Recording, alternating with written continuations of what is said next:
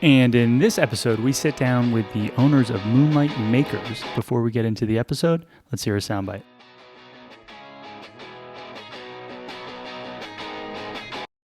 That's where the name Moonlight Makers comes from, because a lot of people have that question, what does this name mean? And I remember Claire and I trying to come up with the name. I mean, it was like 100 texts a day, and every time we saw each other, we would say something different, just throwing those names out there. And I'm sure you understand that.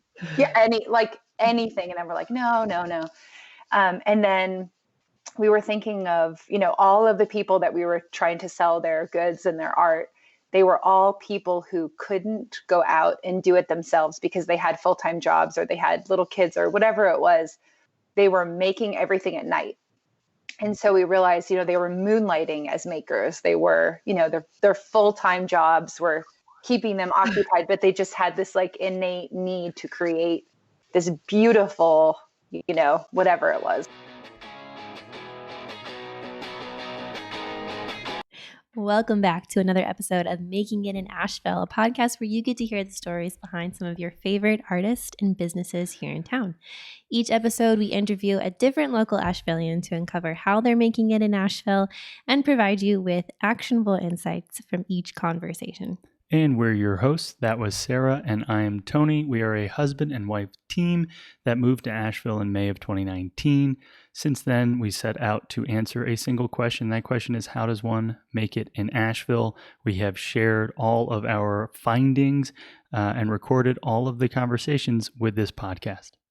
Before we get into it, we just want to take a moment to share a little bit about our sponsor, Range Urgent Care. They are a local walk-in clinic here in town, founded by a husband and wife team based in Asheville. And they are doing a lot of things so different than any other urgent care we've heard of in Asheville or in the country maybe. And the idea is very transparent pricing and a subscription model, which I find really compelling, that allows you to have X amount of visits over a course of a year based on the tier of the subscription. And you're paying way, way, way less than you would pay if you just walked into an ER or if you walked in for traditional care. And that to me means a lot. We are entrepreneurs. We are really trying to be conscious of the money that we spend.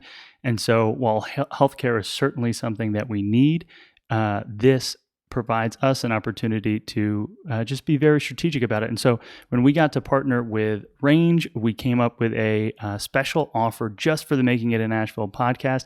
If you're interested in seeing that offer, visit makingitinasheville.com/range or visit Range and sign up for a subscription and use Making It in Asheville as your coupon code, and you will see a lovely discount because you listen to this podcast. So let's get into it. In this episode, we interview the founders of Moonlight Makers. You're probably familiar with their shop downtown on the corner of Rankin and Walnut, I believe. Yes. They have the cutest t-shirts and dish towels and mugs with so many great puns on them and little cute sayings. Oh my goodness. And I remember the first time that we walked into the shop, Tony and I were like, okay, we could spend hours here just looking at everything. This is my happy place. Yeah. These are my people. So in this episode, we get to talk with both Nicole and Claire. They are two lovely women here in Asheville. They started Moonlight Makers originally as a way to sell local artists' art. And since then, it's evolved into a whole nother business. And so we're going to talk all about their story, which is a really long and interesting one. And shed some light a little bit on the way they went about doing business, I would say in a pretty untraditional way. For sure. And there are so many amazing parts of their story that stand out. The couple that immediately fill my mind are their sense of let's see, right? Like they, rather than making assumptions or saying it won't work, they tested things. They said, let's see. And so there was this curiosity and this artistic, creative energy and a very practical and pragmatic, like, all right, well, these things are working better. Maybe we do this more. And it's that type of an approach, which we thoroughly believe in. It's test by trying to sell things and test by making and going out there in like the real world and trying to sell. And they have done that exceptionally well. And the story is so cool. And they are the best. And if you're watching on YouTube, you get to see some really great rooms. And if you follow us on Instagram, the behind the scenes on where they actually were for the episode is really cute. Spoiler alert, one of our guests was in a bathroom. So without further ado, let's get into it. Cool. Episode 52 with Nicole and Claire of Moonlight Makers. Please enjoy.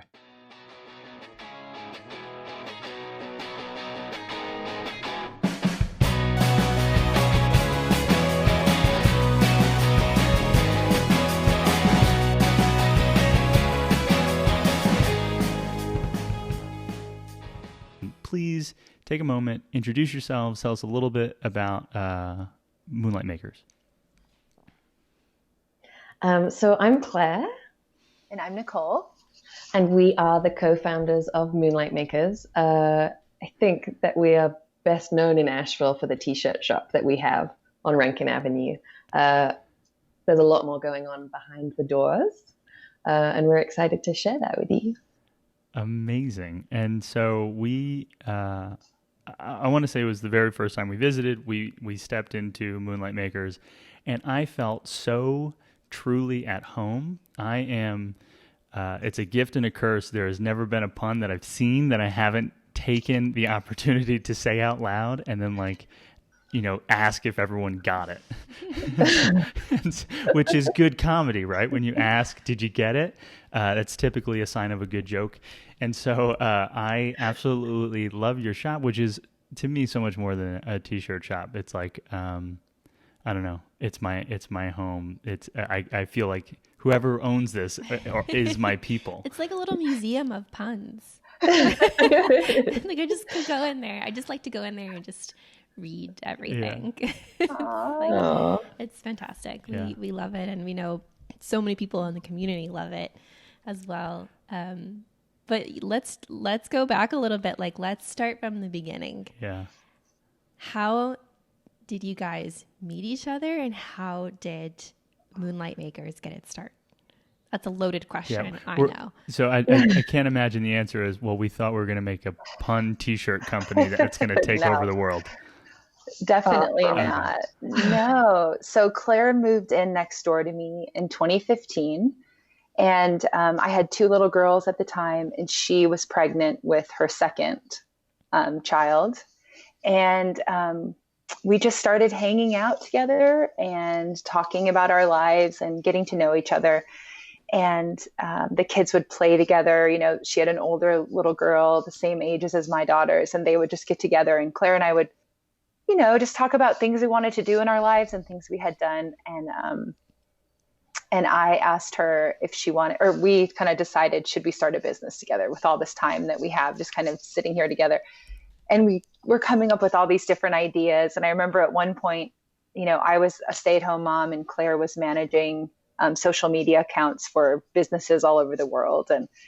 And I said, well, you could sell my art, the art that I've been working on. And she was like, no, that doesn't sound that fun.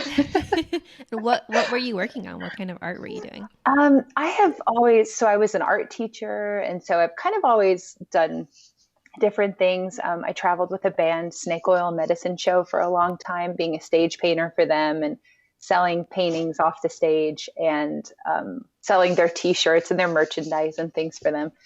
And so at currently, I think at that time, Claire, wasn't I doing like some wooden earrings and wooden jewelry? Yeah, necklaces and also wall prints. Yeah, she wasn't interested though. So it's a hard no from me. So then Claire, what did you have in mind? Because you were like, okay, no. Well, so we discussed a lot of business ideas. We were like, literally, we're spending 100 hours a week together. Like, we could take over the world. What should we do? And we discussed things like making school lunches for schools that don't provide them. But then we realized that it was like food and safety and health, and we'd have to get up at 3 a.m. probably to start making the lunches, which wasn't too exciting for us. And we were going to make like a utility belt toy for kids. Anyway, after literally probably 5 months of knowing each other and discussing business ideas, we kind of combined everything that we knew together. I had built websites and been in sales, and Nicole was creative and new artist. So we decided to create an Asheville Etsy. Huh. And that's what Moonlight Makers was. Nicole knew so many creative people in the community, and she reached out to like 55 of them and said, we would love to, take your work and sell it for you. So we built a website. We decided like literally February 2nd to do it. And I think 6 weeks later, we launched the website with everyone's products on. Everyone came and dropped them off in my basement. We turned it into a warehouse. It's amazing. We pulled an all-nighter the night before we launched the website, and it went live. Amazing. So Geeky Me, what website platform did you use? We actually used Squarespace for the first time. And that's pretty early for a Squarespace e-commerce experience. So hats off. That's interesting. Yes, I had only worked on WordPress before and was excited to use something that was a lot more intuitive. Just a lot intuitive, exactly. Sure. Yeah. Yeah. Okay, so you launched this And Asheville Etsy site, but that's not what you do now. That's a sprint too. So like I'm amazed by all of it, idea to execution. We see this opportunity. You went niche down from a thing that's already working. These are all good strategic concepts.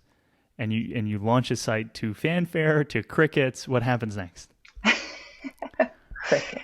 Yeah, crickets, basically. Well, we did have one sale. It was super exciting. Mom. Claire's mother-in-law bought her a scarf.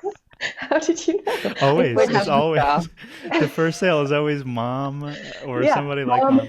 For me. Yeah, for her, which was even funnier. Yeah, we didn't even have to ship it. It was just like, okay, Claire, put it on, So that was pretty fun.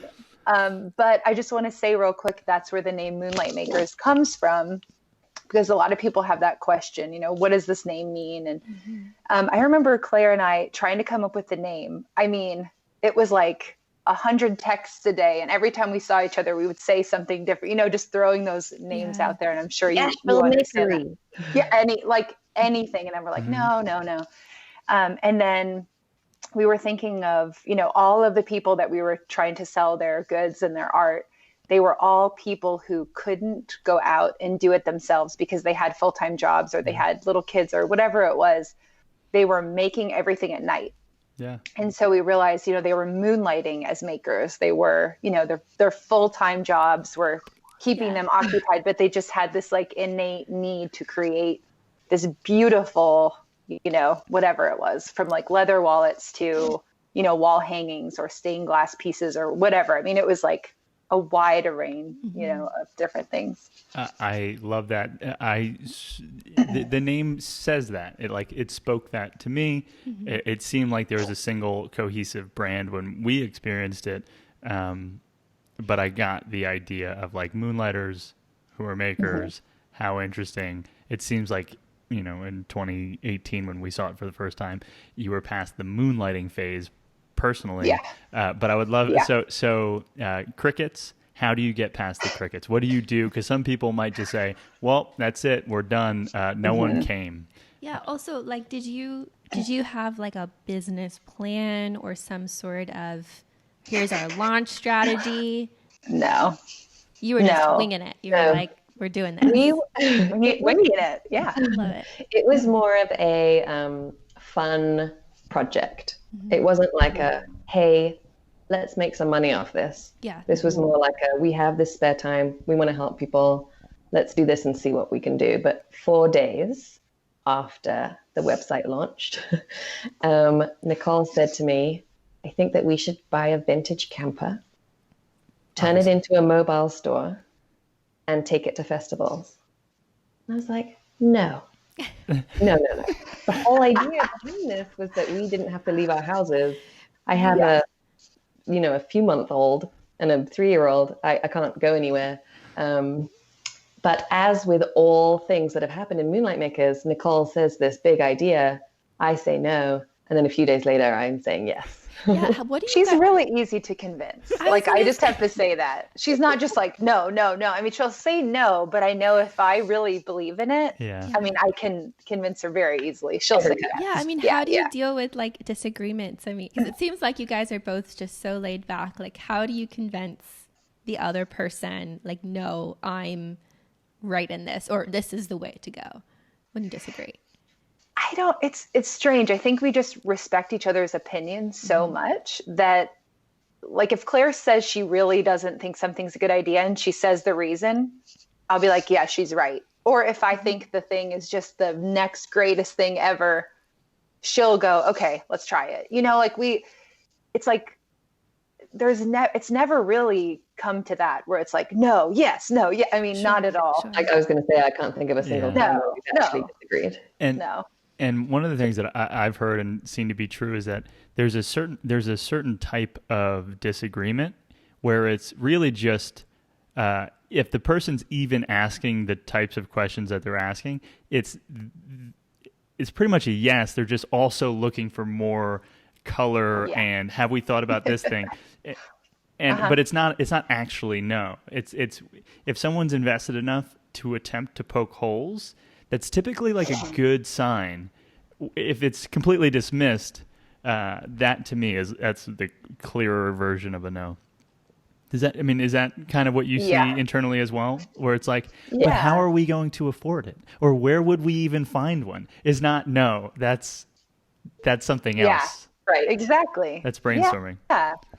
Yeah, and we do lots of brainstorming, and a lot of times it is me going to Claire saying, "What about this?" And depending on her response, if she's not immediately excited about it at all, I'm like, "Okay, I'm dropping that one." Like that's not. I just kind of throw. We have a mentor that talks about throwing. What does he say, Claire? To like throw stuff out there at the wall and see what sticks. Sticks, and I do that a lot to Claire. Like, what do you think of this? And she's like, Nicole, and I'm like, okay, because I'm like. Numbers. I'm still doing our bookkeeping and our payroll and doing all the things and the accounts. And so when Nicole throws an idea, I'm like, whoa, let me run some numbers. Get back to you. So, it's just been fun. Yeah. So my irrational artistic brain says vintage camper, yes, and yes, but financially, how did we actually get a yes, and where did you find a camper, and did it work? So we looked on Craigslist all over the country. We found one in Virginia that we were just about to go and get. And then Nicole said, whose car is going to tow this camper? And we realized that we didn't really have one that worked. So then Nicole found a bus. Literally, like we lived in houses next to each other. And across the street, there was a house up on a hill. And behind that house, there was a road that we didn't know was there. Like you couldn't see it through the trees. That's where the bus was, literally just behind that house. And she was like, let's just go see it. I'm like, engine problems, gas, driving it, parking it. What are you talking about? And she's like, let's just go see it. So we went and we took someone who knew a lot about engines. And he went, she looks good. And we were like, okay. And we bought it. Wow. That just seems like the luckiest story ever. Like you went from like a camp, like this camper van that's like way out in the middle of nowhere to like behind your house. There's the most perfect bus. So weird. So, do you still have the bus today? We do. Yeah, we still have it. Wow. We take it to every festival. Yeah.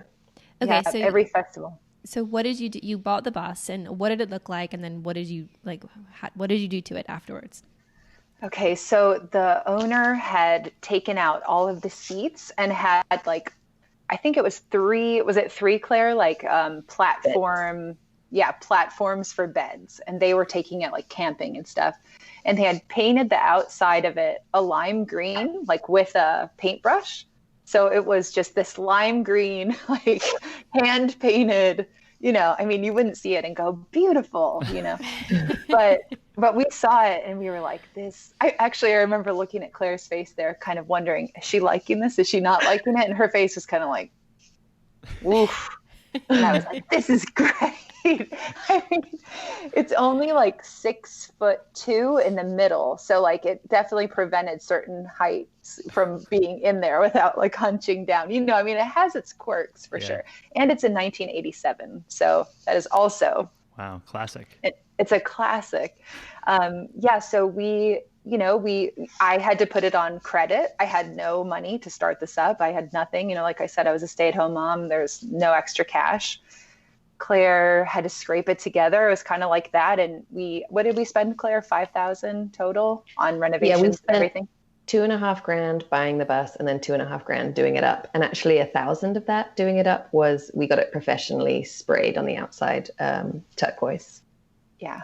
So got the lime green sludge. Yeah. Took the lime green and we hand painted the inside, and Claire's husband like put in these vinyl plank floors that look like wood. We couldn't actually put wood in because it kind of moves when you drive. So it's not a good idea. So we did that. And then he built these countertops that would fold, and Claire sewed like all these little curtains that would go in there. I mean, we like hand touched every single part of it. Wow. Wild. So I'm going to do a quick recap. We go from idea to website 6 weeks. 4 days later, you're like, we're going to need a van. And then you're like, or a camper. And then we're like, can't do that. Let's get a bus.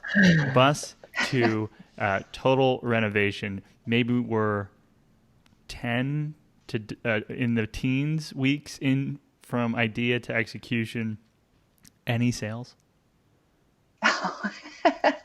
The mother. Mom for you, no shipping. So we're 3 months in, let's call it, maybe a hair longer, and you have a bus, and then the sales start flying in. Actually. Yes. Oh, okay, cool. Yeah. So you're like, all right, there's a festival this weekend. Let's just cruise over. Yep. Yeah, our first festival was in Biltmore Village. It was so fun. It was like getting away from our children for the first time, maybe since we had become parents. We were like, this is weird. I mean, they had to come and visit us in the day because we were, nursing. But we had so much fun. We took a picture of our first customer, and we took the money that we made that day and bought into the next festival. And that's what we did that whole year. And then at the end of every month, we would send the makers checks. Mm-hmm. Got it. And so that's a question. With the makers, what was the agreement between them? Like, did you actually buy their products and then resell them? Was it consignment? How did they do shipping? Did you ship them for them, or did they ship them? How did that work? Their products were on consignment to us, and then the customers paid for shipping. Got it. Was the plan. Mm-hmm. Okay. If we had been shipping them. Yeah, but you were shipping yourselves, which helped. Yeah, I mean, you were selling mostly directly at that point. Were you getting any more sales online as you began to do the festivals? People heard about Moonlight Makers and they were like, I'm not going to buy now, but let me go back and check out the website and then buy online. And we gave every single person the website. Awesome. Got it. Okay. And then did you do any other marketing at that point where you, I don't know. There's a turquoise bus, see it, and then you get it. That was mainly what we were doing. Was just having the bus out there, it was getting our name out there and people were meeting us, and it was great. It was really fun. And Asheville is so incredible for people who want to sell in person at events and festivals, because there is one every weekend. Wow. What an incredible place to have started something like that. So how far would you travel on like on a weekend where was it like Black Mountain was the furthest, or were you going into Tennessee and stuff? No, Leaf was the furthest. So Lake Eden was the furthest that we've still ever taken the bus. Wow. I just sort of assumed that you would have had to have been like on a road show to sell enough. No. Wow. Mm-hmm. How cool. Okay. So we're in some sort of a system where it's working. You're handing out the flyers, you're taking pictures. You guys are being amazing in-person salespeople. It's infectious. How can you not buy if you see this bus and you come in and you get, you get a taste of it? And so what happens next?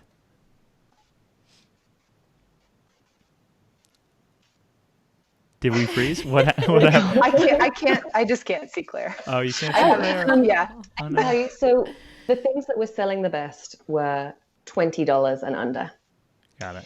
And so we had this issue where we were carting around, like literally in the back of a bus, all strapped down as much as possible, but some really nice hand-blown glass and some really fine hand-stitched leather wallets that were maybe like $75 that we just weren't moving. And we're like, okay, the tourists and the locals that were coming across really like handing over one note, and they love handing over that 20. So we think that we need to focus on that. We had, someone who made dish towels, someone who made T-shirts, and they were flying and they were selling really well. And then we kind of had an issue, they didn't have, because they all had other jobs, they didn't really have time to replenish the stock as fast as possible. So we started making some stuff ourselves.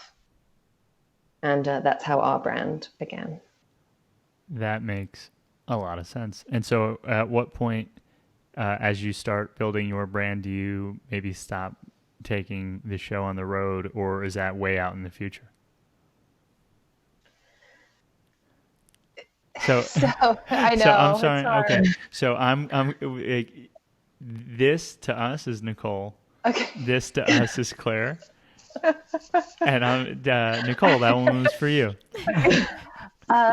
So I don't know what you said now. So no, sorry. And so at what point were you did you stop taking the show on the road, or is it still a part of your business? And at what point did your home brand become big enough that you're like, all right, let's just make this Moonlight Makers?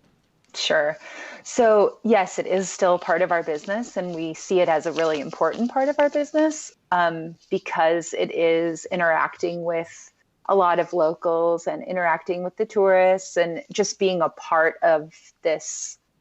I don't know, the festival scene in Asheville is so vibrant. So being a part of that is just like, it's our roots, it's like where we started, and we just, I don't know, we'll always have a feeling about that. I think that's something we always want to keep going. I don't know if the bus will always be the same bus though. At some point it's going to be parked as like in a museum, like somewhere. Hopefully not sooner than later. Yeah. But so what happened with transitioning to our own brand was basically, like Claire said, we couldn't replenish, or the makers couldn't give us their goods quickly enough for some people, and we understood why. And so we started realizing how precious the bus is small, and we would put things outside of it because we realized people coming in, only some people wanted to come inside. Most people wanted to just kind of walk by and see what was there, not make the commitment of going in. And so it was such a small area that we realized if something isn't selling, we really can't afford to keep it there, because it's just not, it's just taking up too much space when you have like a 2 foot by 6 foot space. I mean, like something this big is prime. So Claire, with all of her sales background, was smart about that. I would just be like, I guess this isn't working. I didn't even think to change things. Yeah. But we started realizing, $20 and a t-shirt is what's working. So let's try to make our first design. Yeah. Wow. So I mean, all of that speaks to me. I think that is, I like to always use it's a business school education. In reality, it's like, you need to watch what's moving, and wasted inventory is wasted space, and you can't make that space up. And most people want to browse. Yeah. And so this is amazing that you're learning this on the fly. Mm-hmm. And one of the things that I'm thinking of is, and if you're only making $20 per person and you're paying an artist a wholesale cost once it moves, and all of like the revenue max is $20, wouldn't it make sense to try and capture more of that as profit? And how hard could it be to come up with a t-shirt design? I'm imagining as part of the thought. So what was the first Moonlight Maker t-shirt concept? And is it still in the arsenal today? Absolutely. So I had been one of our life situations changed in 2015 during that first year, and we realized that we needed to start making some money ourselves, because for the first, you don't pay yourselves for so long, but one of us needed to start. And we were sitting on the bus one day, we were making stuff, being the makers ourselves, and we realized that we were only really paying ourselves if we sold stuff that we had made ourselves. So Nicole had a line and I had a line. And I had been hand painting every night these wall prints that were puns. I Love You From My Head Tomatoes was one that was later a t-shirt, but one of them just said, "Oh, shiitake." Yeah. And Nicole said to me, let's design a shirt. I saw a shirt that I really liked, and it just said, "Let that S go." Mm-hmm. Yeah. But she was like, "I would never want to put that on a t-shirt though, because we have kids who are about to start reading and that's not our thing." And we said, "What about shiitake? Let that shiitake go." And she was like, "No way. I am not drawing a cartoon mushroom doing yoga." And I was like, "Yes, you are." No. And the tables have turned, it seems. Yep. That's so funny. Oh, Look at that. definitely. Yeah, And definitely. I remember we were at Organic Fest. It was the end of August. We were both sitting there on the bus, and we came up with that. She drew it. She vectorized it.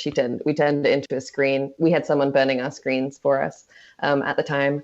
And then our friend who was a screen printer taught us about screen printing and gave us the screen. We bought the ink and the squeegee off Amazon, and we bought some t-shirts wholesale from a wholesale site, laid a t-shirt down on my kitchen granite, put the screen on the t-shirt, put ink on it, and then we just pushed the ink through the screen like he told us to.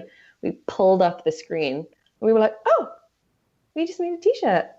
And that's how screen printing in my kitchen for the next 2 years began. Wow. Yeah. That's amazing. That's let that shiitake go. I know the exact shirt. That's amazing.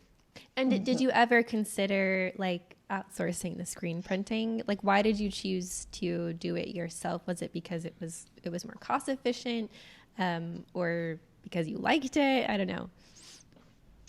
There wasn't enough profit to sell a shirt for 20. Yeah. Outsourcing it. We did try it once with a design, Crafty is the New Pretty, and again we couldn't pay ourselves. Yeah.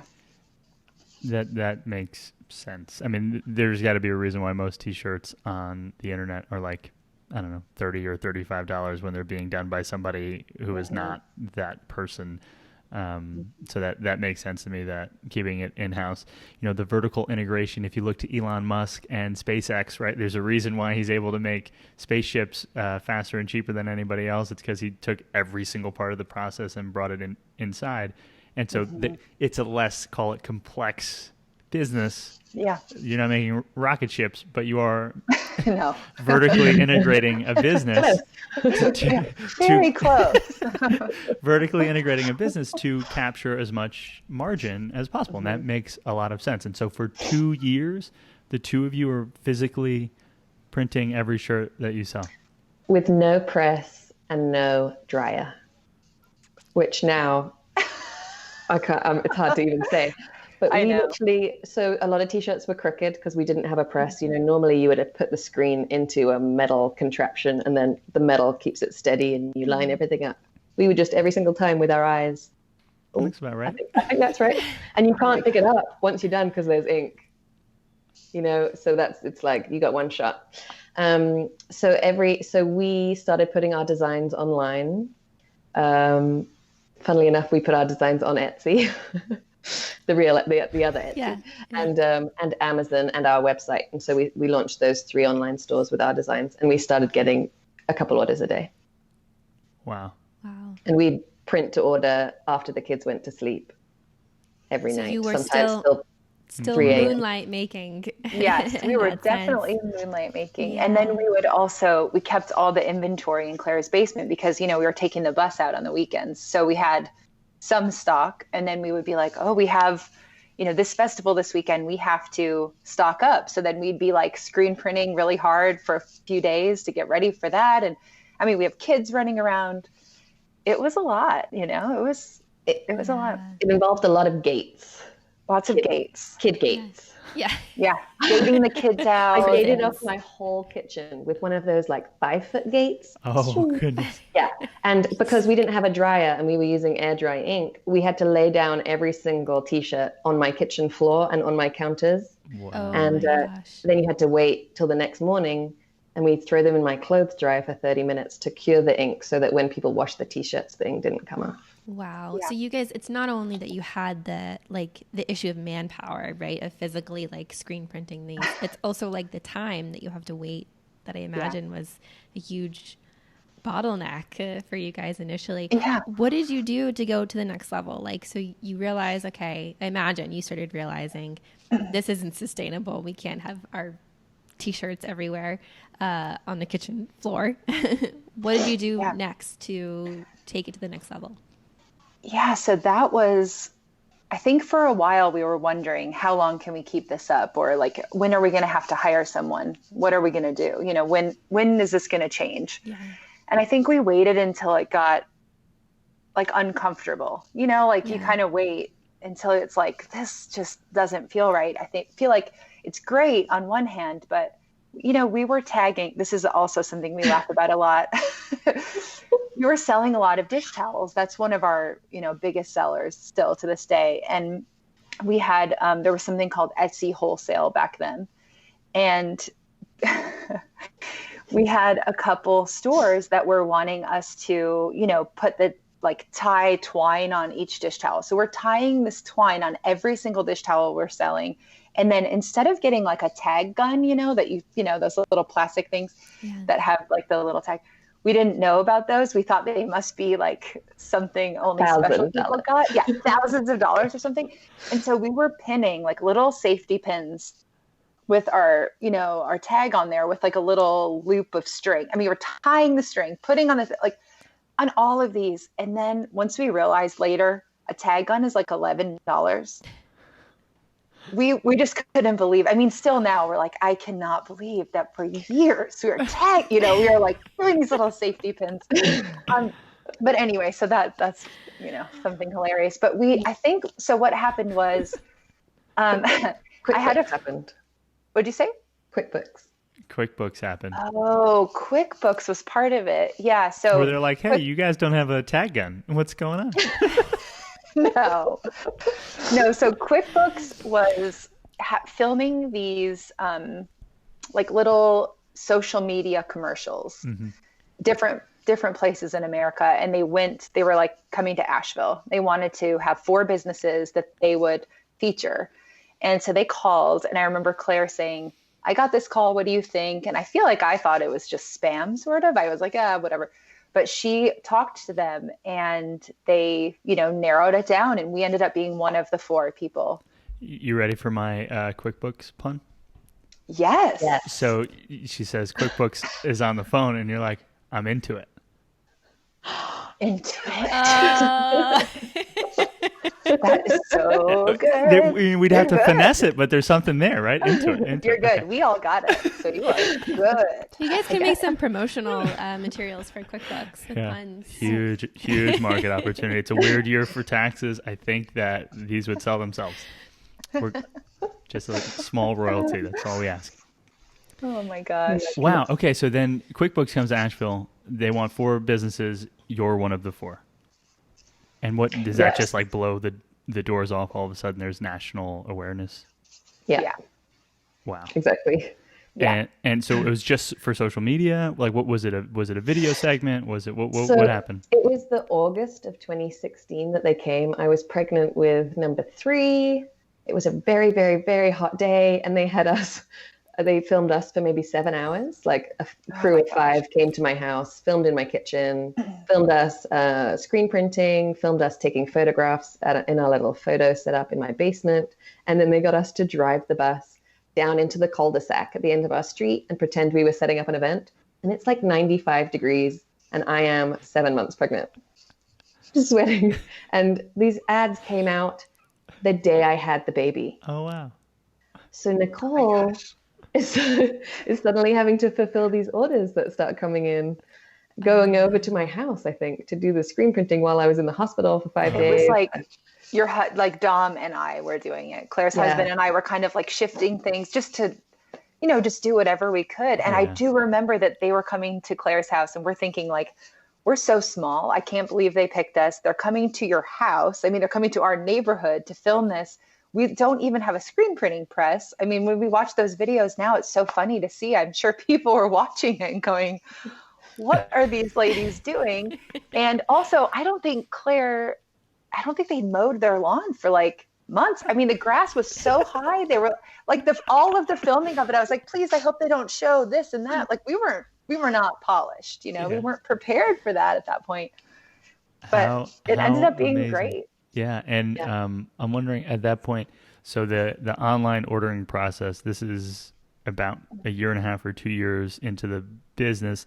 Is it still on Squarespace? The website is working better? Like, is it just the two of you managing the website? What's the evolution behind the scenes outside of now you're printing full time? Is the email list growing? Are you doing marketing things, or is it just slow and steady, continue? More kind of slow and steady, continue. They released 5 ads in the October, like one every morning, Monday to Friday. And there was this big surge and Nicole started getting recognized on the street. Wow. Like, you're from that commercial. Like I wasn't going outside at the time. So I never really had that apart from like at my OB office where all the ladies were like, we saw you. Like I run a small business on the side and my QuickBooks just told me about you. That wasn't happening. Yeah. Wow, but that's amazing. So okay. Yeah. And then they released more in December. Ooh. Oh yeah. Like seems like a really good time for people to buy things. It was in great. December. It really was. And actually, it was that December that Nicole had a friend downtown on Rankin Ave who said, "I have an empty space. Do you want to pop up for Christmas?"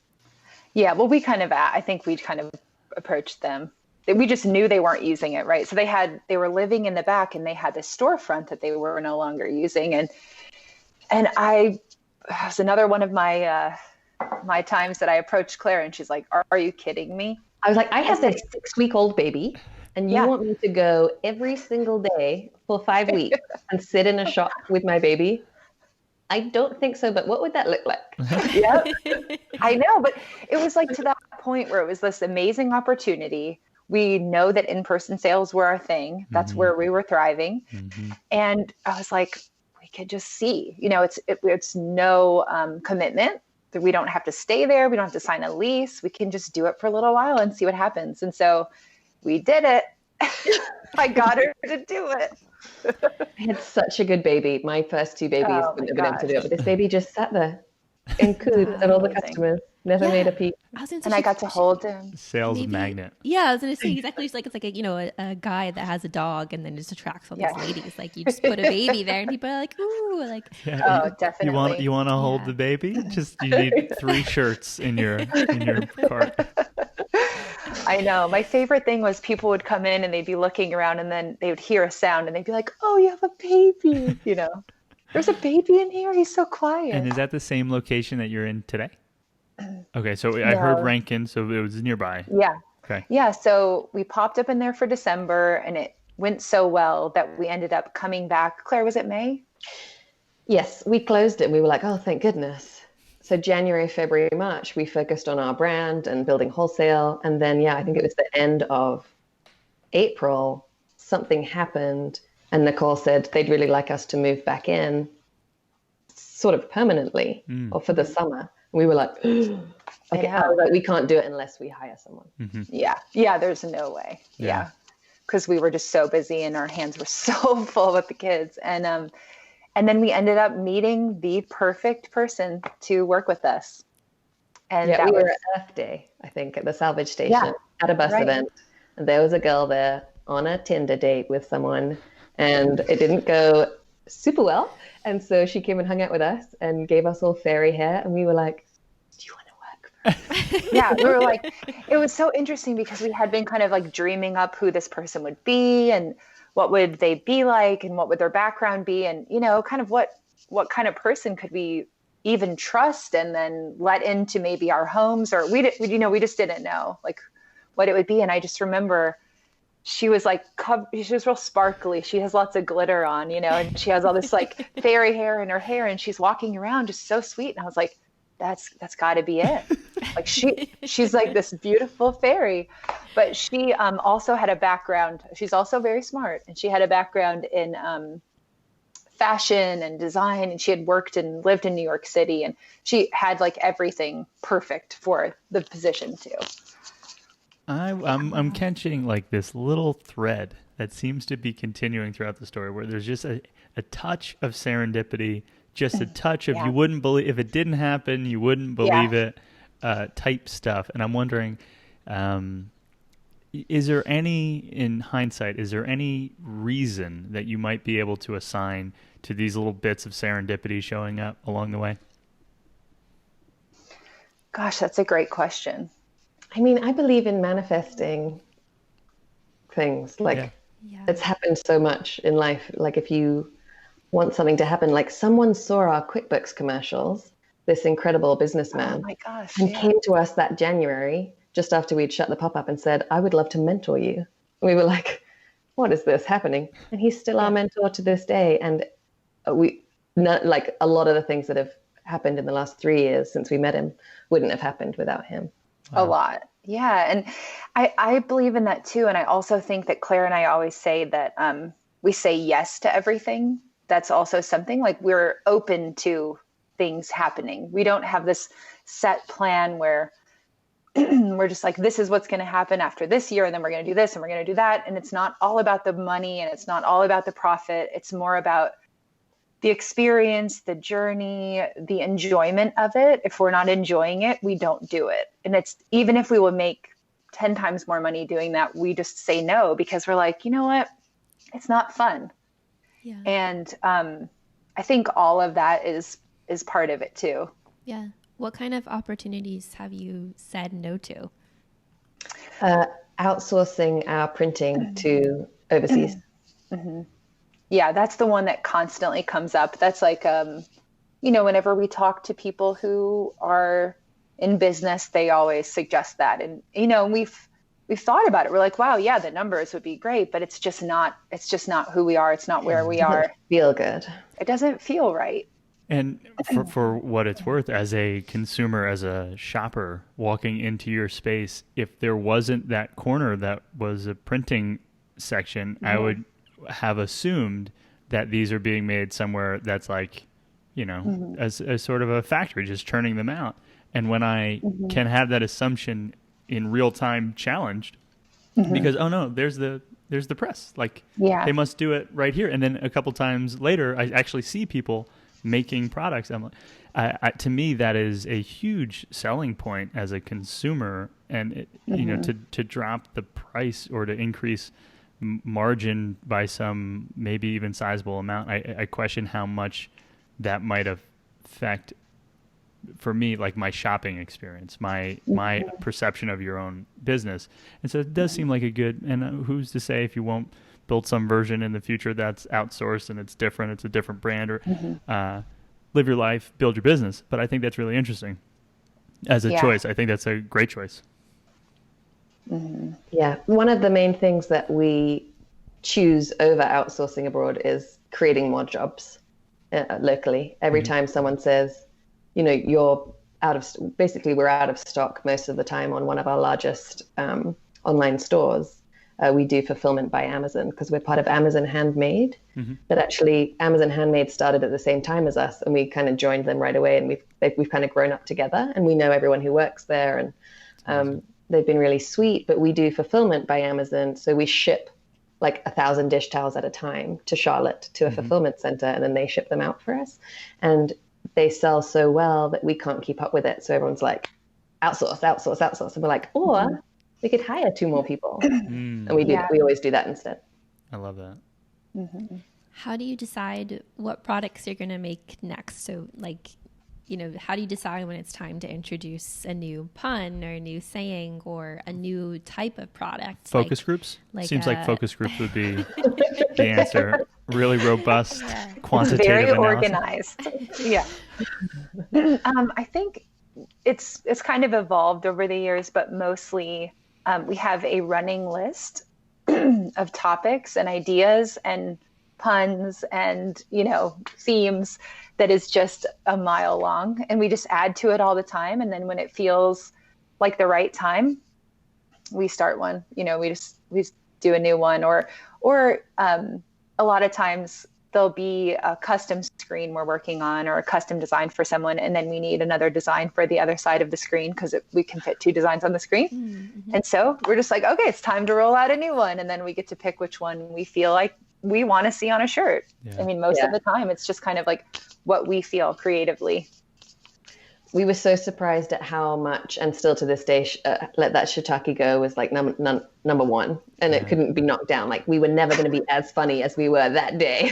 Yeah. We were like, so let's feel that some other mushroom things. We were like, mushrooms, fun guy to be with, go, put that on the screen. And sometimes that's how quickly the designs will. Oh yeah. We need to get the screen made for this other custom thing. It can be like that. Like, exactly. Love it. What's like the worst idea that you've ever put on a t-shirt? Or the worst seller? Maybe not the worst idea, but like never moved. Like, this was going to be a hit. Oh, what do you think, Claire? You would know. I'm going to say, I'm really upset about saying this, but I'm going to say All My Friends Eat Sunshine. All my People friends don't buy it on sunshine. And it's so is this part of like a British thing? It's like like you guys say stuff different than us, because I remember when we had coffee the first time, Nicole was like, some of her puns are just like, they're not puns, and then some are super great puns, but like sometimes she just says British things, and I'm like, that's not gonna work. One example of that is we had an octopus that said free hugs, and we were like, ew, we do not want a t-shirt that says free hugs for an adult, just a baby. Yeah. But we wanted to make like an octopus for a thing, and the octopus looked a little bit kind of crazy. So I said, what about what's cracking? Oh. And Nicole was like, what does that mean? I didn't know. I was like, hey guys, what's cracking? But get it, because it's a sea monster. I'm with you. That's a good... But no. Yeah, you can't sell that in the major, cities. Okay, it's just interesting. Really well. Yeah. We did it, even though nobody else had heard of it. Mm-hmm. And everyone was like, "No one's going to buy this. It sells." Yeah, well, if you do it with like the EN, right? Isn't it KR, like EN Kraken? It's possible, but yeah, in LA. and it's blue. You don't want to do that. That's a gang reference. And it is. That's 100% why that's not going to sell. Claire, that's why it's selling. That's probably why it is selling. Yeah, what's cracking? What's popping? People are buying it so much? I don't think that's why people. I think it's funny. There's just like gang members somewhere in LA wearing your t-shirt. But that's a whole thing. Like depending on the salutation, you're in a different. I'm speaking outside of my depth, but that's definitely a Crip salutation. What's cracking? Oh my gosh. Yeah, anti-gang. We would like to just edit this out. We did not make that shirt. I think that's that was a fun story. Thank you. And well, I have a question on thinking about. So you mentioned it lightly, and we kind of blew past it. But the evolution into wholesale, and how wholesale might be different than Amazon fulfilled by FBA, right? The fulfilled by Amazon business. How has wholesale become a part of your business? Is it a lion's share at this point? I can imagine it is. I can imagine all these like little whimsical boutiques in every city in the country needs your products. So how has that channel evolved for you over the years? Yeah, so that started with Etsy Wholesale, and I don't even think Claire and I knew really what wholesale was when we started this. So it wasn't like we're going to do wholesale, we're going to do that. I mean, we're like, what does wholesale mean? We Google, like what pricing do you give to wholesale clients? We Googled it. I mean, we really had no idea. So we got on Etsy Wholesale and we started selling on there, and we realized it was half of the amount of retail, so we were calculating all of that. And And then Etsy Wholesale ended up shutting down, which was pretty sad for us. But we kept those clients on as wholesale, some of them as our wholesale clients. And now we are in, Claire, 500 plus stores. Is that what it is? We just hit 450 this week. Wow. Okay, so right, close to it. We were on track to be doing a lot more. Yeah, I can imagine. Yeah. Timestamp for the people watching this in 2027. The year is 2020, and we're in the middle of the coronavirus April. And so I can imagine that the world is looking a little bit different for you. The fact that you have wholesale businesses that I imagine have e-commerce experiences and Amazon, and how have you, or how has some of the history positioned you to be able to weather this? Or are you weathering this in an okay way? Like what's happening? I think that we are in a better position than some because we started online and because every single bit of our energy for the first 2 and a bit years was focusing on building our online store. And then we went retail. Yes, we are weathering it okay. We unfortunately let go of our whole team 4 weeks ago and we closed our store. And now we are just managing our Etsy store, our website, our Amazon merchant fulfilled store, and our wholesale, like third party store. So we have these 4 online stores that have 2,000 listings on each one. So we have these 8,000 listings out there that we've been managing for the last 5 years, wondering why do we have That's a lot of SKUs. 150 designs on 9 different styles of shirt in 5 different sizes in 10 different colors. That's 150,000 SKUs. Wow. And we've always wondered why we are doing this. And I think that this is why we did that. Yeah. Wow. Okay. So the lesson, I had thought that the lesson might be, and we need to tighten that up. But you're saying that diversification is a saving grace in some ways right now? Yeah, it is right now. But right before this, we were talking about tightening it up. Yeah. So that's what's kind of ironic about it is we were saying, okay, this is too much. Like we're at a point now where we don't need to be printing to order, all of these varieties, because we can't keep all of that in stock. It's obviously so much. And so an order will come in and we don't sell it in the store so that we have to have the screen printer print that, so there's a lot of those one-off printings. Just in time, if you're being fancy, right? That would be the language, just in time manufacturing. You get the order, you make it, ship it. Yeah. And so we've been doing that. And so we've been, it's kind of slow and it just takes a lot of time and it doesn't seem totally worth it a lot. A lot of times when we have many other things pressing at the same time, like what do we do? And so we were just talking about kind of weeding through all of that. And obviously now we're just grateful that we didn't take those listings off and that we have all of those SKUs available because it is keeping the lights on and the rent paid, Wow. Yeah. Dang. Serendipitous. Yeah, that's another one of those things. And what I would love to do also is now ask questions about the future. And the future now more than ever is uncertain, in a word. Yeah. But I'm wondering, when you think about the future, what thoughts are you thinking? What are some of the next steps that you have in mind? What might 2020 have in store for Moonlight Makers? We have found it so incredibly difficult to plan just because of all the unknowns. You hear, the economy's going to open back up on Easter Sunday or May 1st and all the interesting things that are coming from the government. But we are not going to probably open the store as soon as we're allowed. We believe in protecting our staff and we don't want to,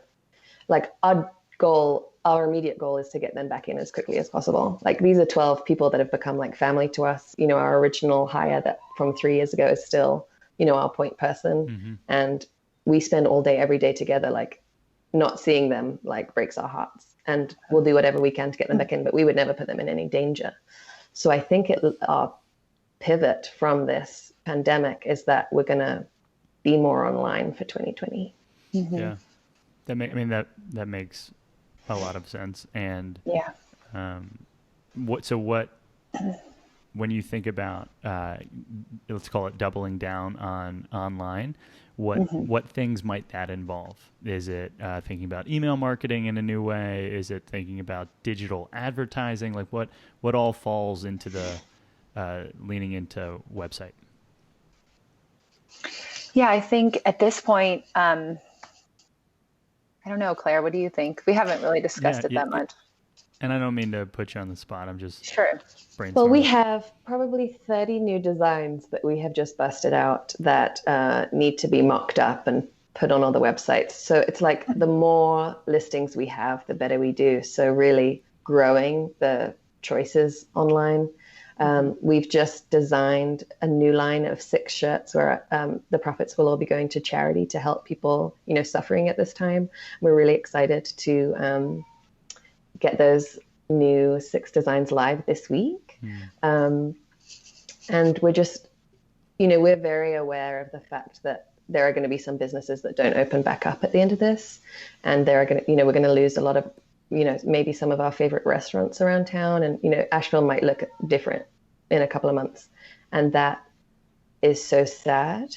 And we're basically going to do whatever we can to have jobs for our people to come back to. Yeah. So yes, if, definitely growing our email list. And, it's so hard to send out an email saying, this is new and buy this and discount.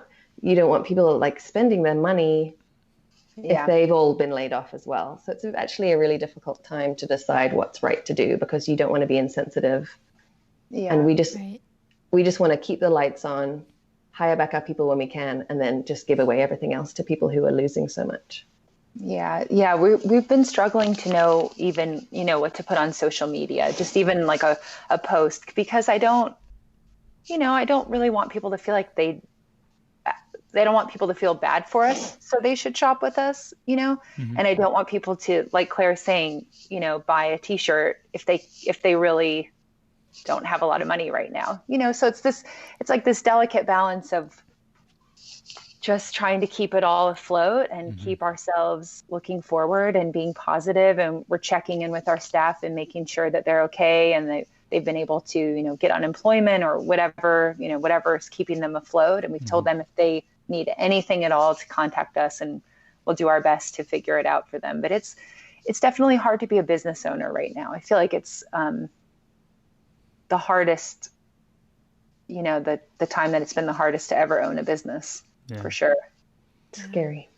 Yeah, we definitely have felt that and heard that from a lot of different businesses in town. It's just like finding that balance between being sensitive, but also trying to stay alive and support your own team. So that makes sense. But, and what are you, like, I know it's hard to think about 5 years from now, 10 years from now even, but what is like your dream for Moonlight Makers? Like, where is it? Like opening another shop? Is it being in every gift shop in the US? Like, what is the big goal if you were to think about it today?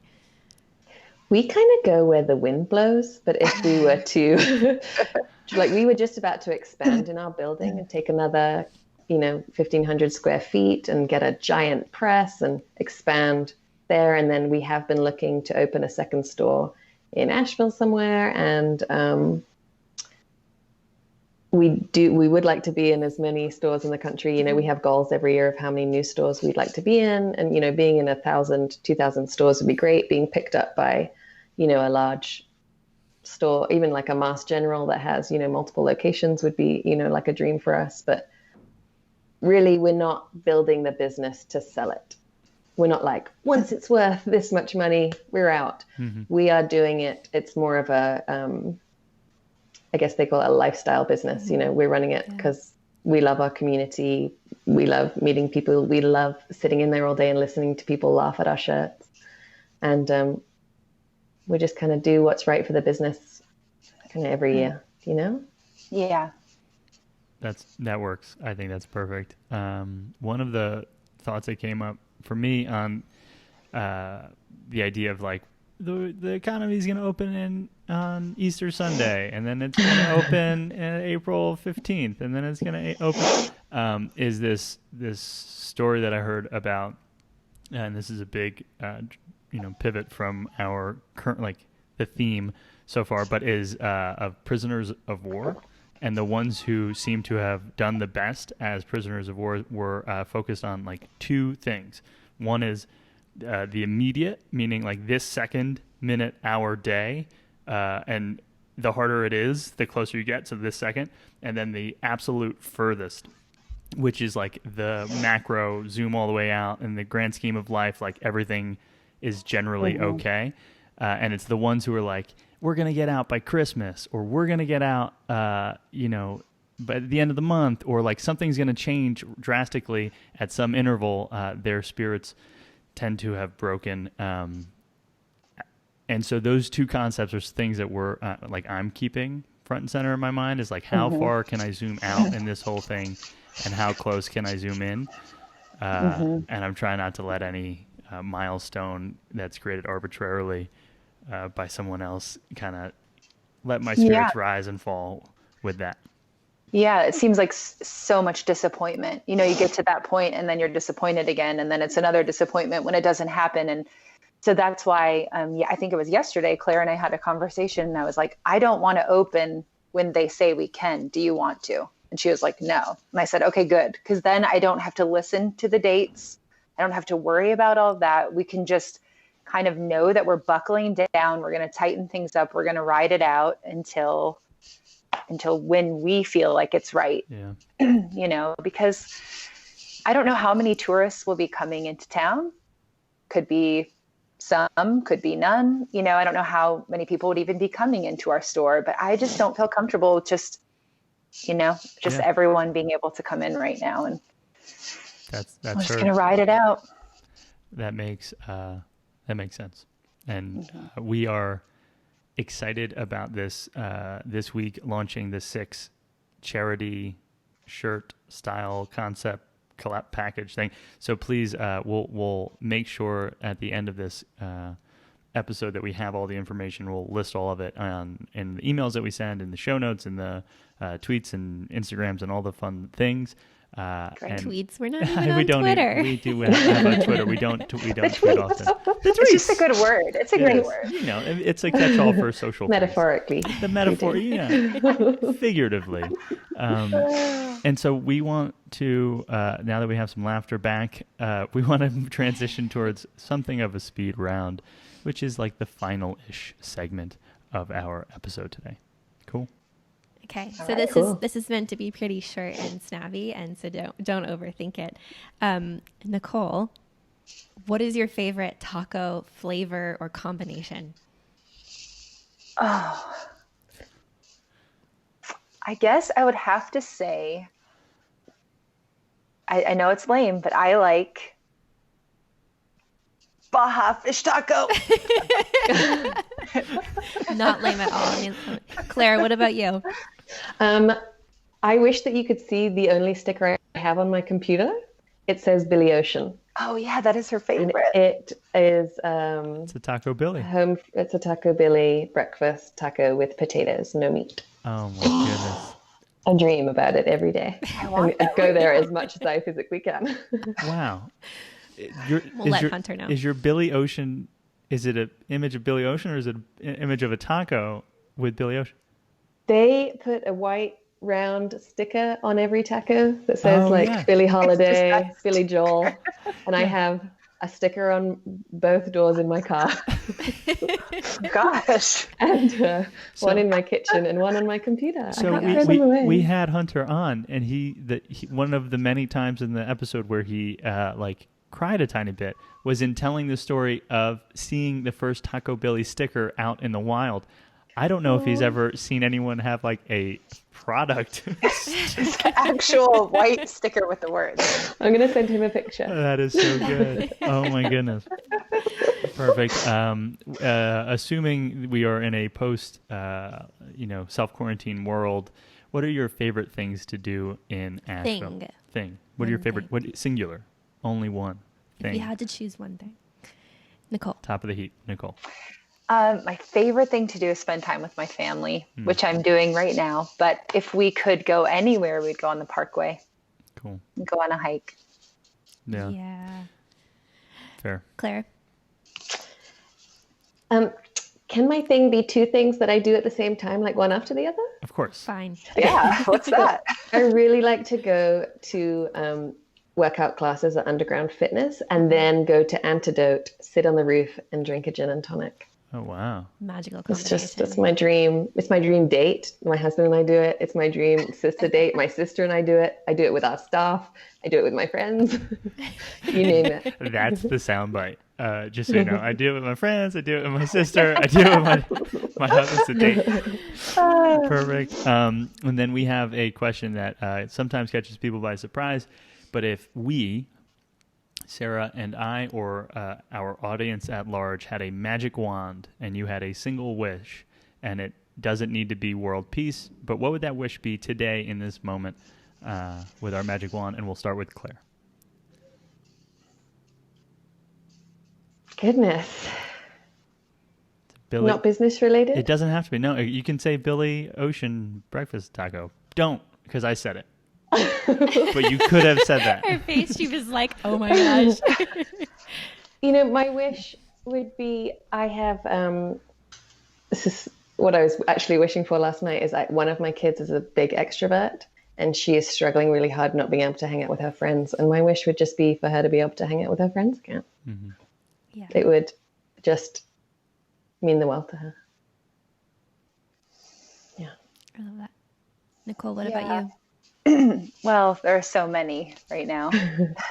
And world peace is definitely very high on the list. But I guess, I mean, my wish would definitely be that to end all of this suffering that's going on right now with everyone. I mean, it's just so in our face and it's so palpable. And it just feels like, you know, everyone I talk to, it's like everyone's having kind of a different suffering that's going on, but we're all having just this overwhelming sense of worry and stress. And I would like to just take that away from everyone. I love that answer. Yeah. And I'm so sorry because I was listening and I do want that too. And I think that this shirt idea could be the ticket. Can you see that? So for those of you who can't see, because this is also a podcast. World pizza.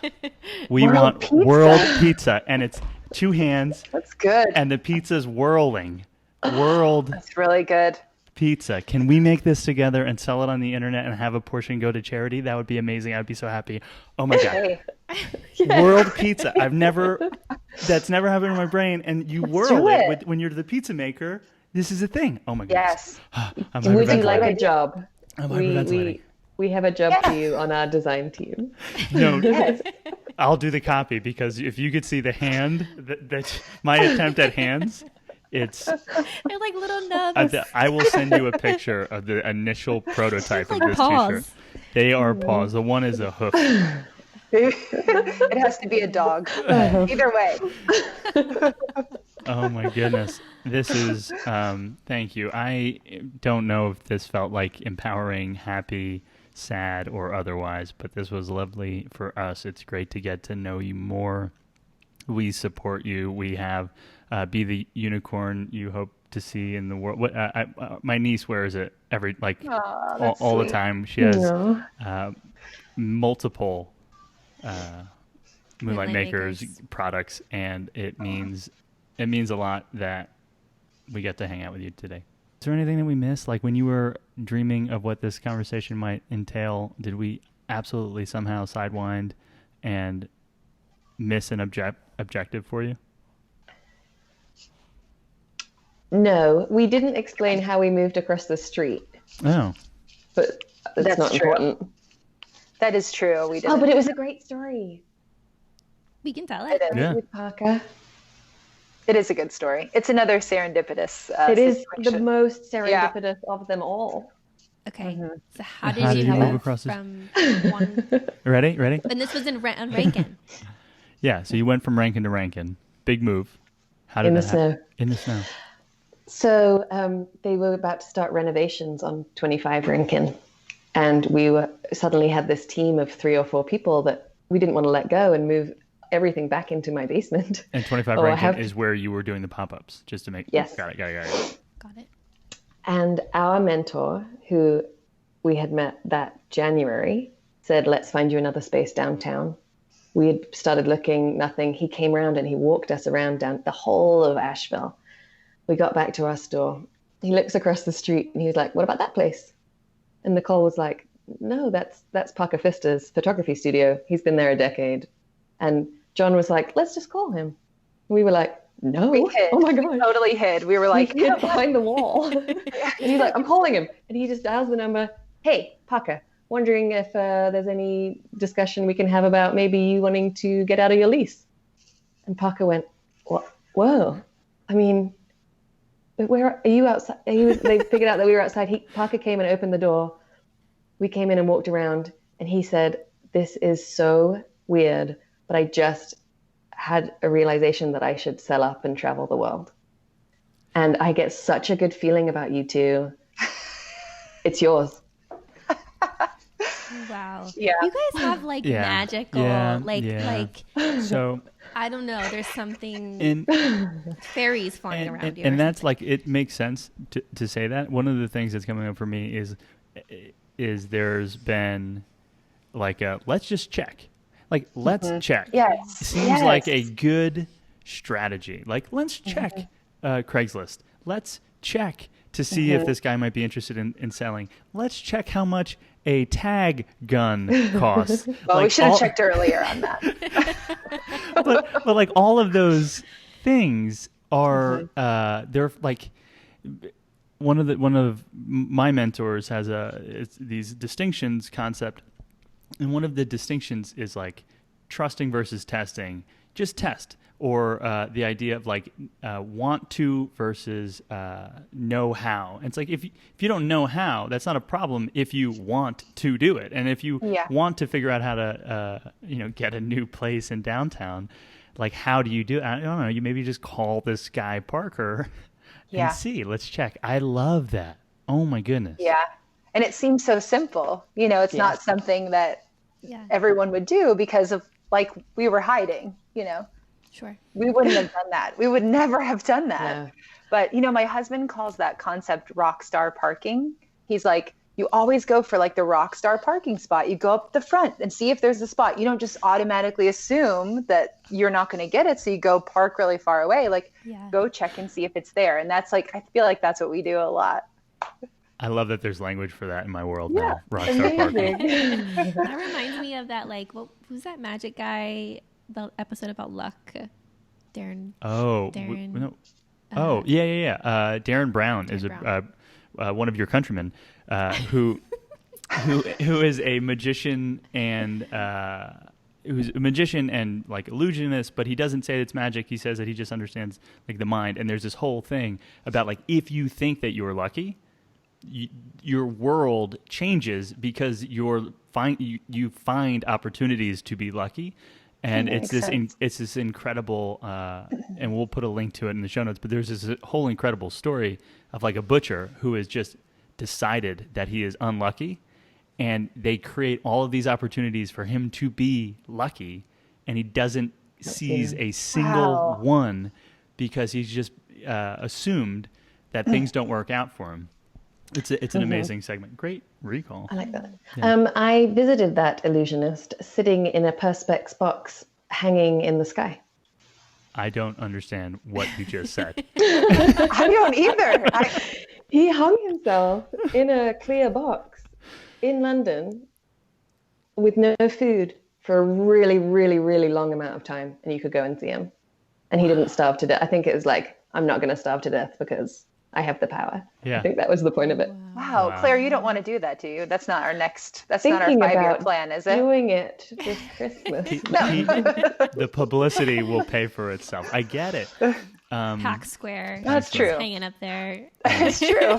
I have another serendipity moment that I've just realized has been so huge in shaping our business. What?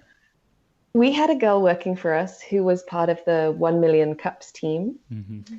And she said, you should come to this 5-year anniversary, maybe it was a 4-year. I think it was the 4-year anniversary, because there's a great food spread and great people. And we were like, ooh, breakfast, food, and people. And we went, and this guy came up to me and said, Moonlight Makers, I want to talk to you. I want you to join our mentorship program. Let me come and talk to you. And it was Jeff Kaplan. Jeff Kaplan. There you go. And we have been on the Elevate program with the Chamber of Commerce and Venture Asheville ever since. And meeting with them once a month has changed our business. Wow. Jeff Kaplan. Yeah. We love him. Yeah. Right? Yeah. Oh, yeah. He's hilarious. Enthusiasm and energy that is infectious and unprecedented. I think that I show up with a little spunk. I've never been so outspunked than by Jeff Kaplan. Oh my goodness. Yeah. I know. Yeah. All the time. That's amazing. It's been really great. And so now we have this team of people who we meet with once a month, and we have done for the last 18 months. Wow. We meet them at the chamber, and we even had a Zoom yesterday, with some other founders and Jeff. This is great. That's so awesome. Cool.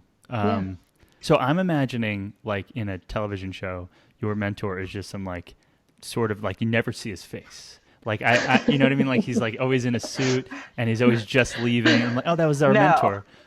No. Nope, that's not him. You never see him from, like, the waist up, like the adults in the Muppet. You know what I mean? Just see his shoes or something. Muppet babies. Yeah. Yeah, that's so funny. This was wonderful. Thank you. One last thing. Yeah. Where can we find you on the internet, or where can our audience find more information about you on the internet? Moonlightmakers.com. Spelled how it sounds, people. Yeah, exactly. And on Instagram and all the things as Moonlight Makers, full words and no funny underscores. Perfect.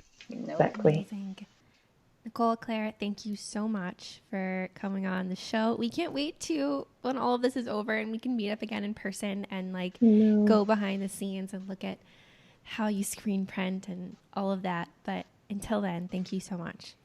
Thank you so much for having us. Oh my goodness. Thank you. Be on the lookout for my email with the World Pizza design. I want to see it mocked up. I want to see it mocked up as quickly as possible. Okay? Send them. We can work on it this week. We're ready. All right, you guys are the absolute best.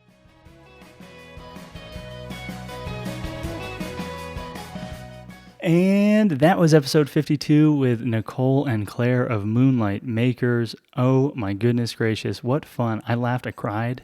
We made puns. We made puns. There's a really good chance that if we've created a pun t-shirt that will take over the world and do good.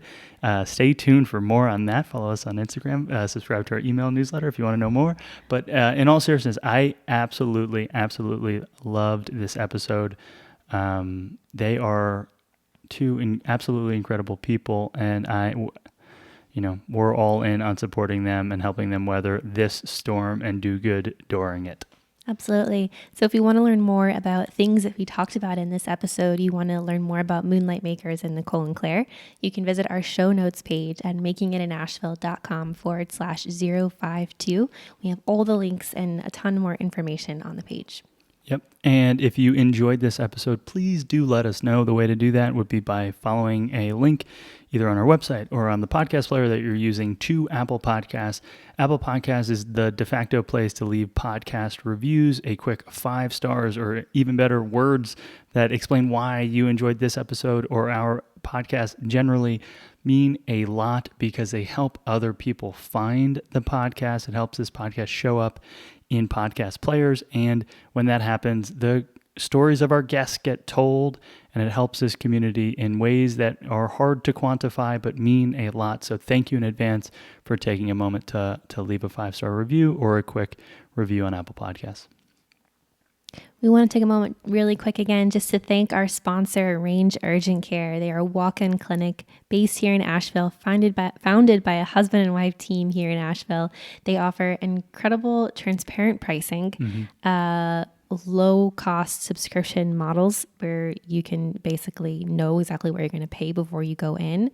All the services that you need, from x-rays to virtual visits to standard checkups, they have it all. Yeah, and one of the things that really we're kind of loving and we're seeing really a lot of our friends use is the virtual appointments. And so the idea is like you can like speak with a medical professional over your computer or over your phone. And if you are deemed like necessary that you come in, the cost of that virtual visit gets pushed to the real in-person visit. And so if you haven't checked it out, please do visit makingitinashville.com/range or use Making It in Asheville as a coupon code on range urgentcare.com. Yeah, and just again, that we do have a very special offer for all of our listeners. To find out more information about that, just again, visit makingitinashville.com/range. That's it. Perfect. And the other sponsor of the podcast, and we laugh because it's because it's funny to us, is our marketing and I guess sales messaging and consultancy that we call Making It Creative.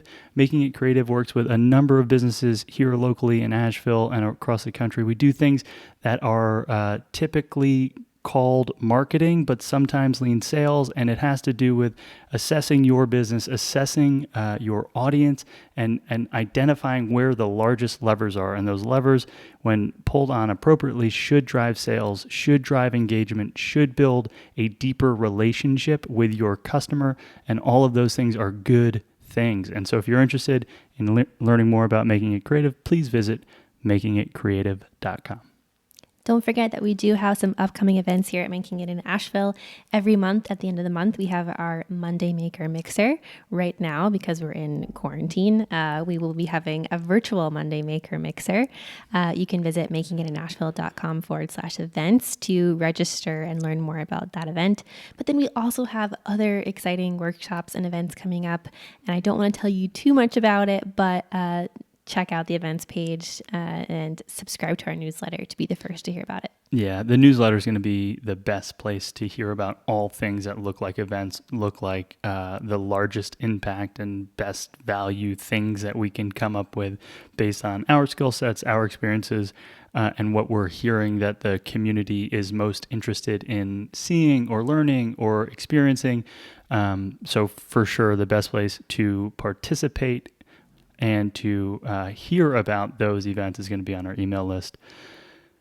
Sarah, darling, I did a little bit of research after our last episode, and our first episode, episode 1, the pilot, where I record you without you necessarily knowing that we had started the episode, was published on April 24th of 2019.